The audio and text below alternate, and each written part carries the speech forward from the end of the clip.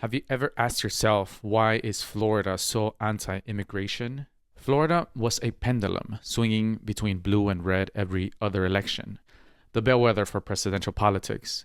But in recent years, it's become the epicenter for conservatism, as it's taken some of the country's most hardline immigration policies. My name is Juan Diego Ramirez. I'm an independent journalist, and today we look at how a purple state turned deep red and what that means for immigrants, employers, and its political future. So the shift began in 2016. Trump won Florida by just over a point. But his message resonated with Cuban Americans in Miami-Dade, working class voters in the Panhandle, and retirees across the state. In 2018, Ron DeSantis won the governorship by less than half a point, campaigning with Trump's full endorsement, and he promised to take immigration enforcement into the state's own hands. Then came the pandemic. The hospitality and agricultural sectors took a hit. Migrant labor became even more essential.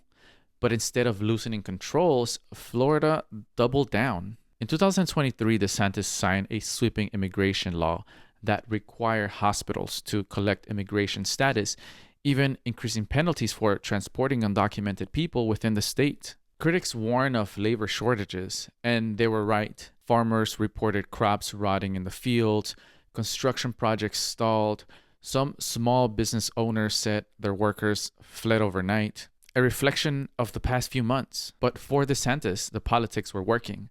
Just the year before, he was reelected by nearly 20 points, winning Latino voters by a significant margin after losing them by 10 points in 2018. Pre-election polling showed 51% of Hispanic voters backing DeSantis over Charlie Kirk's 44%. Florida was no longer a swing state. It was a Republican stronghold with an anti-immigrant agenda that could be exported nationwide. At the center of that agenda, the proposed detention facility in the Everglades, nicknamed Alligator Alcatraz, a massive state-run center for holding immigrants long-term outside federal oversight.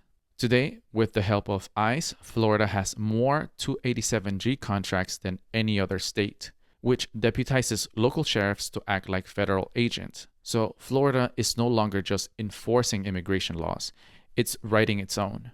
But with federal lawsuits pending, hospitals overwhelmed, and industries desperate for labor, the cost of those choices is beginning to surface. Once a place where new immigrants came to start again, Florida now leads the charge to shut them out.